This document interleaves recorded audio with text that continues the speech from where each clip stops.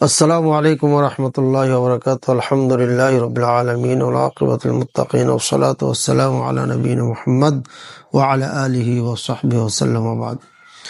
সম্মানিত দর্শক মণ্ডলী, আজকে রমজান মুবারকের একদম শেষ প্রান্তে আমরা, সুতরাং ঈদের দিনে আমাদের করণীয় বর্জনীয় বিষয়ে আলোচনা আজকের।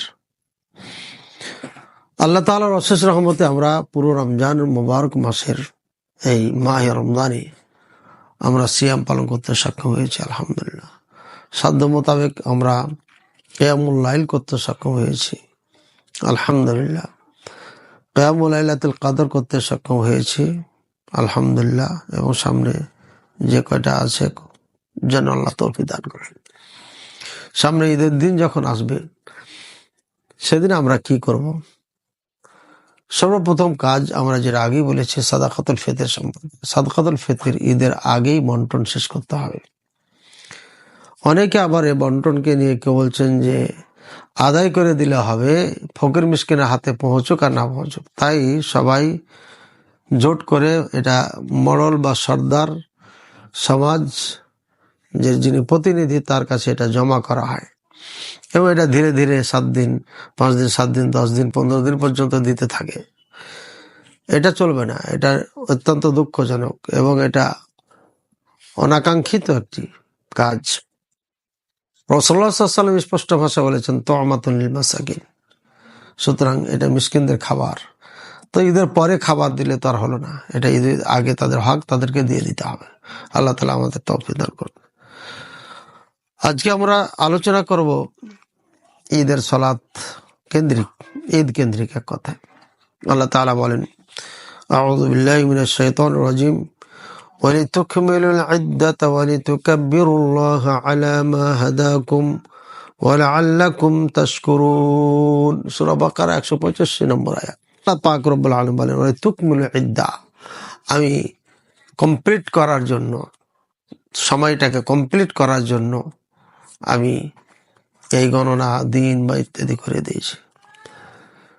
সিয়াম যেন কমপ্লিট হয়ে যায়, পূর্ণ হয়ে যায় ইত্যাদি ইত্যাদি। ওয়ালিতুকাব্বিরুল্লাহ আলা মা হাদাকুম, এটা হচ্ছে উদ্দেশ্য আমার। আর আল্লাহর বড়ত্ব তোমরা বর্ণনা করো। আলা মা হাদাকুম, যেভাবে তোমাদেরকে পথ দেখানো হয়েছে। সুতরাং আল্লাহর বড়ত্ব বর্ণনা করার জন্য যেভাবে কোরআন সুন্নাহ আছে সেভাবে করতে হবে। পক্ষান্তরে দুঃখজনক হলো সত্য, আমরা কোন পীর সাহেবের তরিকা অনুযায়ী আমরা আল্লাহ বড়ত্ব বর্ণনা করি, কোন ব্যক্তির নিয়ম নীতি অনুযায়ী করি, এটি আল্লাহ পাক রব্বুল আলামিন কবুল করবেন না। আলামা হাদাকুম, যেভাবে আল্লাহ পথ দেখাচ্ছেন, যেভাবে রাসূলুল্লাহ সাল্লাল্লাহু আলাইহি ওয়াসাল্লাম বলেছেন সেভাবে তার পথে পদ্ধতিতে আমাদেরকে জিকির করতে হবে, আল্লাহর বড়ত্ব বর্ণনা করতে হবে। লাআল্লাকুম তাশকুরুন, নিশ্চয় তাহলে তোমরা শুকরিয়া করতে পারবে। শুকরিয়া করতে হলে পরে নিয়ম হচ্ছে আল্লাহর দেওয়া বিধান, রাসূল সাল্লাল্লাহু আলাইহি ওয়াসাল্লামের রেখে যাওয়া পদ্ধতি অনুযায়ী করতে হবে, এর বাইরে করলে হবে না। আমাদের সর্বপ্রথম কাজ হবে চাঁদ দেখার সাথে সাথে আমরা যে কাজ শুরু করব সেটি আল্লাহর বড়ত্ব বর্ণনা করা, তাকবীর দেওয়া। কেননা আল্লাহ আদেশ করেছেন। তাকবীর কি? আল্লাহু আকবার আল্লাহু আকবার আল্লাহু আকবার আল্লাহু আকবার লা ইলাহা ইল্লাল্লাহ আল্লাহু আকবার ওয়ালিল্লাহিল হামদ। এই তাকবীরটি আমরা বারবার পড়তে থাকবো। পুরুষ যারা আছে জোরে জোরে পাঠ করবে, আর নারী যারা আছে তারা ধীরে ধীরে শব্দ ছাড়া পাঠ করবে, যাতে পরপুরুষ না শুনে। এক কথায় পুরুষদের জন্য সদা সর্বদাই জোরে জোরে বলা, বাড়িতে গাড়িতে চলতে ফিরতে মাঠে ঘাটে বাজারে সব জায়গাতে। ওমর রাদিয়াল্লাহু আনহু, আবু বকর রাদিয়াল্লাহু আনহু, তিনারা বাজারে যখন যেতেন এত জোরে তাকবীর বলতেন যে সবাই শুনতে পেত। এই জন্যই বলতেন যে মানুষজন তাদের দেখে দেখে তারাও বলে। তাই সম্মানিত দিনী ভাই বোনেরা, ঈদের দিনের যে তাকবীরের নিয়ম রয়েছে সেটাই আমাদের বলতে হবে, আর বাইরে কিছু করা যাবে না। প্রত্যেকটা আমলই কোরআন সুন্নাহ ভিত্তিক করতে হবে, নাহলে ওটা গণনা হবে না। আল্লাহ তাআলা বলেন ইয়া আইয়ুহাল্লাযীনা আমানু আতিউল্লাহ ওয়া আতিউর রাসূল ওয়া লা তুবতিলু আমালাকুম। হে ঈমানদারগণ, তোমরা আল্লাহ আল্লাহ রাসূলের আনুগত্য করো, তোমাদের আমলকে ধ্বংস করিও না। বোঝা যাচ্ছে আল্লাহ আল্লাহ রাসূলের আনুগত্য না থাকলে আমল ধ্বংস হয়ে যাবে। এরপরে আমাদের ঈদের দিন আসবে। ঈদের দিনে আমরা কি কাজ করব? আমাদের প্রথম কাজ হচ্ছে সুন্দর করে গোসল করা, এরপরে খুশবু লাগানো, এরপরে সুন্দর করে পোশাক পরিধান করা, সুন্দর পোশাক যার সাধ্য মোতাবেক যতটুকু আছে, এরপরে মেসওয়াক করা, এরপরে শরীরকে পুরোপুরি পরিষ্কার করা, নখগুলো কেটে নেওয়া, মোচ কেটে নেওয়া, এবং এক রাস্তা দিয়ে যাওয়া আর এক রাস্তা দিয়ে আসা, এবং যাওয়ার আগে ঈদুল ফিতরের সময় যাওয়ার আগে 3টি বা 5টি বা 7টি বেজোড় খেজুর খাওয়া। আর ঈদের মাঠে দেরি করে খাওয়া, অর্থাৎ কোরবানি যে জবাই করা হয়েছে, কোরবানির কলিজা হোক গোস্ত হোক খাওয়া, এটা সুন্নাহ। আল্লাহ তাআলা আমাদের বোঝার তৌফিক দান করুন। এবং পায়ে দাল চলা সুন্নাহ, পায়ে দাল চলা সুন্নাহ। এবং জোরে জোরে তাকবীর পাঠ করা সুন্নাহ। তাহলে আমরা পেলাম 1 গোসল করা, 2 খুশবু লাগানো, 3 সুন্দর কাপড় পরা, 4 মেসওয়াক করা, 5 শরীর পবিত্র করা পরিষ্কার করা, 6 নখ কাটা, 7 মোচ কাটা, 8 এক রাস্তা দিয়ে যাবে এক রাস্তা দিয়ে আসবে, 9 ঈদুল ফিতরের দিন বেজোড় খেজুর খেয়ে যাবে, 3, 5, 7 অথবা কম বেশি যাই হোক খেয়ে যাবে। ঈদুল আজহার দিন 6 হচ্ছে খাবে না, বরঞ্চ কোরবানিকৃত পশুর গোস্ত বা কলিজার দ্বারা সেটি খাবে। এলো 10। 11 আপনার জোরে জোরে তাকবীর পাঠ করবে। তাকবীর পাঠ করবে কখন থেকে? আপনার ঈদের চাঁদ দেখার থেকে নিয়ে ঈদের সালাত শেষ হওয়া পর্যন্ত বা সালাত পর্যন্ত, এটা ঈদুল ফিতরে। আর ঈদুল আজহার জন্য আপনার জিলহজ মাসের চাঁদ দেখার থেকে নিয়ে আইয়ামে তাশরিকের আসর সালাত পর্যন্ত তাকবীর বলতে থাকবে। এ হলো আপনার তাকবীরের ক্ষেত্রে। এবং ঈদের মাঠে পায়ে দল চলা যাওয়া, এটা সুন্নাহ। যদি সম্ভব না হয় তাহলে যানবাহন ব্যবহার করতে পারে। আল্লাহ তাআলা আমাদেরকে বোঝার তৌফিক দান করুন। মোট আমি এখানে আপনাদেরকে মোটামুটি 13টি আদবের কথা বললাম। এবার আরেকটি আদব হচ্ছে যে রাসূলুল্লাহ সাল্লাল্লাহু আলাইহি ওয়াসাল্লাম বলেন, قالت উম্মু আতিয়া রাদিয়াল্লাহু তাআলা আনহা আমারানা রাসূলুল্লাহ সাল্লাল্লাহু আলাইহি ওয়াসাল্লাম আন নুখরিজাহুন্না ফিল ফিতরি ওয়াল আযহা আল আওয়াতিকা ওয়াল হুয়াদা ওয়া যাওয়াতিল খুদুর فأما الحيض فيعتزلن المصلى ويشهدن الخير ودعوة المسلمين. قلت يا رسول الله صلى الله عليه وسلم إحدانا لا يكون لها جلباب قال لتلبسها أختها من جلبابها متفق عليه. আল্লাহু আকবার। হাদিসটি বুখারী মুসলিমের। কত সুন্দর একটি হাদিস, খুব ভালো করে শুনি আমরা। উম্মু আতিয়া রাদিয়াল্লাহু তাআলা আনহা বলেন, রাসূলুল্লাহ সাল্লাল্লাহু আলাইহি ওয়াসাল্লাম আমাদেরকে আদেশ করলেন আমরা যেন আওয়াতিক মহিলাদেরকে এবং ঋতুবতী মহিলাদেরকে এবং দাওয়াতিল খুদুর মহিলাদেরকে, এদেরকে আমরা যেন ঈদগাহের মাঠে নিয়ে যাই, ঈদুল ফিতর ঈদুল আযহা যেন নিয়ে যাই। আবার বলি আওয়াতিক। আওয়াতিক ওই সমস্ত নারীদেরকে বলা হয় যে সমস্ত নারী এখনো বিয়ে হয়নি, বয়স হয়ে গেছে। এখানে অনেক মত আছে, কেউ বলেছেন যে বিয়ে দেওয়ার কাছাকাছি হয়ে গেছে, কেউ বলছেন যে আপনার বিয়ের বয়স হওয়ার পরও বিয়ে হচ্ছে না, দীর্ঘদিন বছর বাড়িতে আছে বাবার বাড়িতে, এদেরকে আওয়াতিক বলা হয়। আওয়াতিক এর জমা হচ্ছে আওয়াতিক। 2 নম্বরে তো হুয়াদ, অথবা অবিবাহিতদেরকে যাবে, তাহলে বিবাহিত আছে হুয়াদ, যাদের মেন্স আছে, ঋতুবতী অবস্থায়, ঋতু অবস্থায়, মেন্স অবস্থায়, তাদেরকেও বের করতে বলেছেন। ওয়াজাওয়াতিল খুদুর, ওই সমস্ত নারীরা যারা লজ্জায় বাড়ির থেকে বের হয় না, একদম বাড়িতে থাকে, কখনো বের হয় না। তাহলে কোন নারী বাকি থাকলো কি? ছোট বড় সকল নারীকেই ঈদের মাঠে নিয়ে যাওয়ার জন্য আমারনা আমাদেরকে আদেশ করছেন রাসূলুল্লাহ সাল্লাল্লাহু আলাইহি ওয়াসাল্লাম। ফাআম্মাল হাইয়াদ, প্রশ্ন আসতে পারে যে কেন ঋতুবতীরা যাবে কেন? এরা তো অপবিত্র হয়ে আছে, ঈদগাহর মাঠে যেতে পারবে না। আল্লাহ রাসূল সাল্লাল্লাহু আলাইহি ওয়াসাল্লাম বলেন, ফায়াতাজিলনাল মুসাল্লা, তারা ঈদের মাঠ থেকে দূরে থাকবে, এক সাইডে থাকবে, কোনো এক জায়গাতে, মুসাল্লার থেকে দূরে থাকবে। ওয়া ইয়াশহাদনাল খাইরা, এই কল্যাণকর যত কাজ আছে, মানুষ যাচ্ছে, দোয়া করছে, ইত্যাদি ইত্যাদি, এই যে কল্যাণকার ওয়াজ নসিহা যা হচ্ছে, এগুলো তারা দেখবে, উপস্থিত থাকবে, আপনার উপভোগ করবে তারা। ওয়া দাওয়াত আল মুসলিমিন, এবং মুসলমান যে দোয়া করবে সেখানে, কি দোয়া? ইমাম সাহেব যখন খুতবা দেয় তখন দোয়া হয়, তা মুসল্লিরা আমিন আমিন বলে। এমনি সময়ও অনেকে দোয়া করেন, এই দোয়ায় অংশগ্রহণ করবে, অর্থাৎ তারাও দোয়া করবে। সুতরাং এই দোয়ার অর্থ এটা নয় যে সম্মিলিত দোয়া, যেটা রাসূল সাল্লাল্লাহু আলাইহি ওয়াসাল্লাম করেন নাই। এখানে বলছেন দোয়াতে শরীক হবে, তারা অংশীদার হবে, অংশ গ্রহণ করবে, কিন্তু রাসূল সাল্লাল্লাহু আলাইহি ওয়াসাল্লাম নিজেই সম্মিলিত দোয়া করে নাই, যেটা আমাদের বহু জায়গাতে এটা আছে, নিঃসন্দেহে স্পষ্ট বিধান। আল্লাহ আমাদের সেখান থেকে বিরত হয়ে সঠিক সুন্নাহ ভিত্তিক করার তৌফিক দান করুন, আমিন। এরপরে বলছেন উম্মে আতিয়া রাদিয়াল্লাহু আনহা, কুলতু, আমি বললাম, ইয়া রাসূলুল্লাহ সাল্লাল্লাহু আলাইহি ওয়াসাল্লাম, ইহদাকুন্না লা ইয়াকুনু লাহা জিলবাব, আমাদের মাঝে এমনও নারী আছে যাদের কোনো পর্দা করার মতো কাপড়ই নেই। জিলবাব বলা হয় ওই কাপড়কে, ওই পোশাককে যেটা পুরা শরীর ঢেকে নেয়, পর্দা করে ফেলা হয়। বিমানজালাতুল আবায়া, যাকে আবায়া কথা, অর্থাৎ বোরকার যে কাজ করে। আগেকার মহিলারা একটা চাদর দিয়ে সুন্দর করে ঢেকে ফেলতো পুরা শরীর।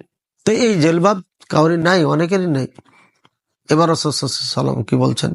লিতুলবিসহা উখতুহা, সুবহানাল্লাহ, মিন জিলবাবিহা, অন্য বোনেরা যেন তাদেরকে তাদের জিলবাব দিয়ে ঢেকে নেয়, পরিয়ে নেয়। এক্সট্রা থাকলে তো ভালো, এক্সট্রা না থাকলে ওরা যে জিলবাবে যাবে ওই জিলবাবই তাদেরকে নিয়ে নিবে। কারণ আগেকার মা বোনেরা যে চাদর ব্যবহার করতো একজন একটা, ওই চাদর আরেকজনকে নেওয়া যায়, পর্দা করে দুইজনে যেতে পারে। এবার বোঝার বিষয় হচ্ছে ঋতুবতী মহিলা যারা কখনো লজ্জায় বের হতো না বাড়িতে, তারা, এমনকি যাদের কাপড় পর্দা করার মতো নাই, এই সমস্ত নারীদেরকে রাসূল সাল্লাল্লাহু আলাইহি ওয়াসাল্লাম আদেশ করলেন ঈদের মাঠে যাওয়ার জন্য, বের করার জন্য। এটা রাসূল সাল্লাল্লাহু আলাইহি ওয়াসাল্লামের কাজ, এটা সাহাবায়ে কেরাম আবু বকর, ওমর, ওসমান, আলী, এক কথায় সমস্ত উম্মাতে মুসলিমা, সাহাবায়ে কেরাম, আজ পর্যন্ত আহলুস সুন্নাহ ওয়াল জামাতের যারা আলেম, তারা প্রত্যেকেই নারীদেরকে ঈদের মাঠে যাওয়ার জন্য উদ্বুদ্ধ করেছেন এই হাদিসের উপর আমল করতে গিয়ে। কিন্তু দুঃখজনক হলো সত্য, আমাদের দেশে কিছু মানুষ যারা নিজকে পরিচয় দেয় আমরা হানাফি, কিন্তু আসলে হানাফি না, তাদের আসল পরিচয় হচ্ছে দেওবন্দি অথবা বেরি।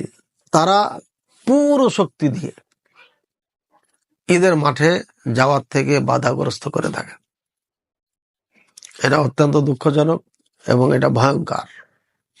আল্লাহ তাআলা তাদের হেদায়েত দান করুন এবং বুঝার তৌফিক দান করুন। যে কাজ রাসূল সাল্লাল্লাহু আলাইহি ওয়াসাল্লাম নিজে করালেন, সাহাবায়ে কেরাম করেছেন, এবং কোনো সময় কেউ সাহস পায় নাই তাদেরকে বাধা দিতে, কিন্তু আমরা আজকে বাধা দিচ্ছি। অনেক খবর এরকম আসতেছে, আমাদের মসজিদ থেকে মহিলাদেরকে বাধা দেওয়া হয়েছে, যেতে দেওয়া হয়নি, বের করে দেওয়া হয়েছে, নিষেধ করে দেওয়া হয়েছে, অথচ যুগ যুগ ধরে সেখানে সালাত পড়ে। আল্লাহ এই সমস্ত মানুষদেরকে হেদায়েত দান করুন, আমিন।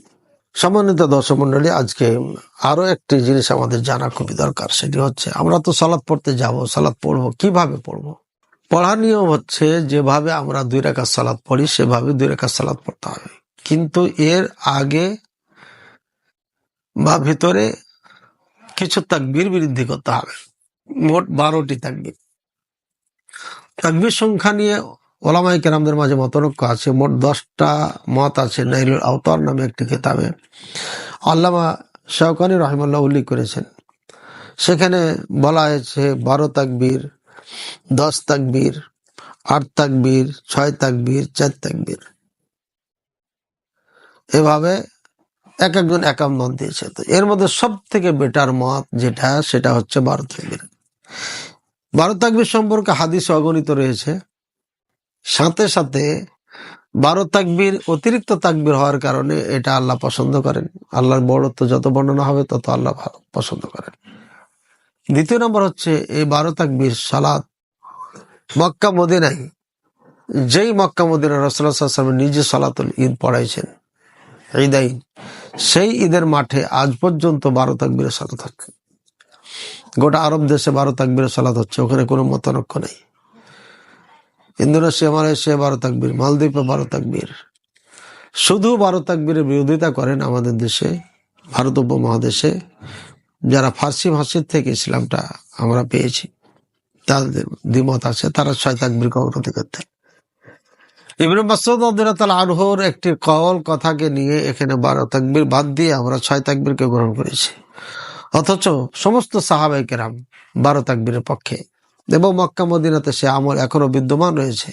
ইবনে মাসউদ রাদিয়াল্লাহু তাআলা আনহুমার এই সনদ সূত্র সবকিছু ঠিক আছে, মেনে নিলাম, কিন্তু আসলে ঠিক থাকা সত্ত্বেও এই কাজটা উনি করেছেন কিনা এটা একটা সন্দেহজনক হয়ে যাচ্ছে। এই জন্য যে মক্কা মদিনার সাথে অগণিত সাহাবায়ে কেরামের সাথে মিল খাচ্ছে না। তাই তারপরও আমরা সবসময় বলে থাকি যে জায়েজ আছে, কারণ তাকবীরটা হচ্ছে ওয়াজিব না, ফরজ না।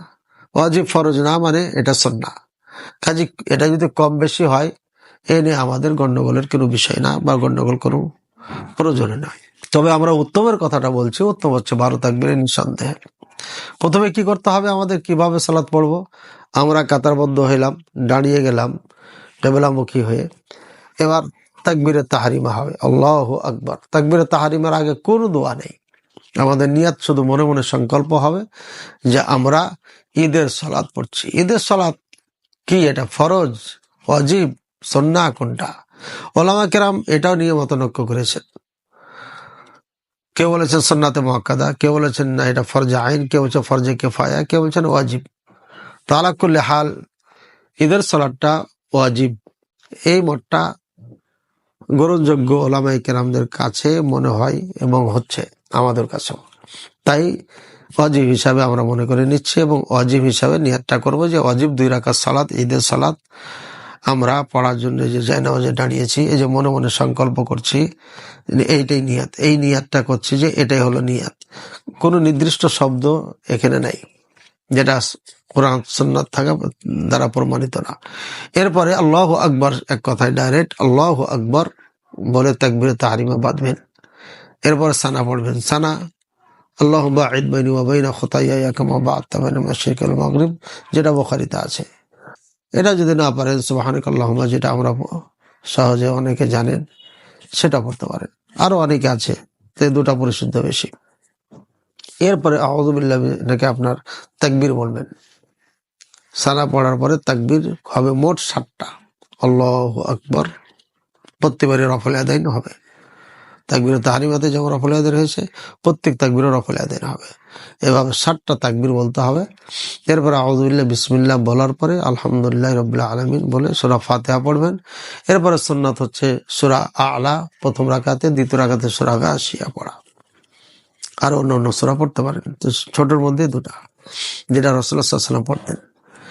এরপরে আপনার রুকু, সিজদা সবকিছু করে ফিরে আসার পর, যখন আল্লাহু আকবার বলে ফিরে আসবো আমরা দ্বিতীয় রাকাতের জন্য তাকবীর দিয়ে, তখন এই তাকবীরের পরে আবার 5টা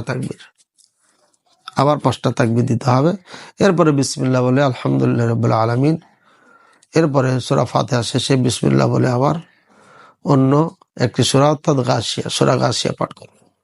এরপরে রুকু সিজদা কমপ্লিট করে তাশাহুদ পড়ে, দুরুদ পড়ে, বাকি অন্য দোয়া পাঠ করে আপনার সালাম ডানে বামে সালাম ফিরে দিবেন। এ হলো আপনার সালাতুল ঈদাইন, 2 ঈদের সালাতের পদ্ধতি। আশা করি আমরা বুঝতে পেরেছি, আমাদের কাছে ক্লিয়ার হয়েছে। আল্লাহ তাআলা আমাদেরকে বুঝার এবং আমল করা মানার তৌফিক দান করুন, আমিন। ওয়া সাল্লাল্লাহু আলা নবিয়িনা মুহাম্মদ ওয়া আলা আলিহি ওয়া সাল্লাম। আসসালামু আলাইকুম ওয়া রাহমাতুল্লাহি ওয়া বারাকাতুহু।